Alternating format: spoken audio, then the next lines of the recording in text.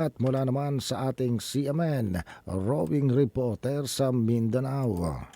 CMN Live Nationwide. Willie Boy Ramos, magandang araw sa iyo. Magandang araw din Ariel, magandang araw Pilipinas, mayong adlaw mga taga Mindanao. Negatibo sa isinagawang paraffin test ng Special Investigation Task Force Group Bukol si dating Digos City Davao del Sur OIC Chief of Police na si Police Lieutenant Colonel Peter Glenn Ipong na kung balikan sinibak si Ipong sa kanyang pwesto matapos ang nangyaring pagpaslang kay Barangay 3 de Mayo, Digos, Davao del Sur, Barangay Chairman na si Oscar Dudong Bukol por delikadisa. Sinibak sa pwesto si Ipong at isinailalim sa paraffin test at ang 20 mga kasamahan nito lahat negatibo.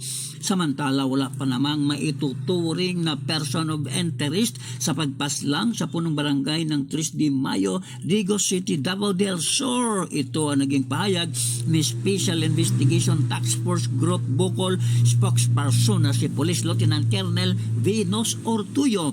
Inaasahan naman ngayon sa kabila nito ng pamilyang Bukol ang investigasyon ng National Bureau of Investigation or NBI. Sa kaugnay na ulat, pumalo na sa halagang 5 milyong piso ang reward money para sa sinuman ang makapagbigay ng impormasyon ng gunman at ng mastermind sa paglikida kay 3 de Mayo, Digos City, Davao del Sur, punong barangay na si Dudong Bukol. Tig 1 milyong piso mula kina Vice President Sara Duterte, Davao City Mayor Basti Duterte, Davao del Sur Governor Yvonne Cagas, former Governor Claude Bautista at mula naman sa pamilyang Bukol. Well, Ramos, CMN roving reporter ng Mindanao, Radyo Kalikasan Ningog City Base, nagulat ng live para sa CMN Pilipinas. CMN Live Nationwide. Maraming salamat, Willie Boy Ramos, ang ating CMN roving reporter sa Mindanao. Samantala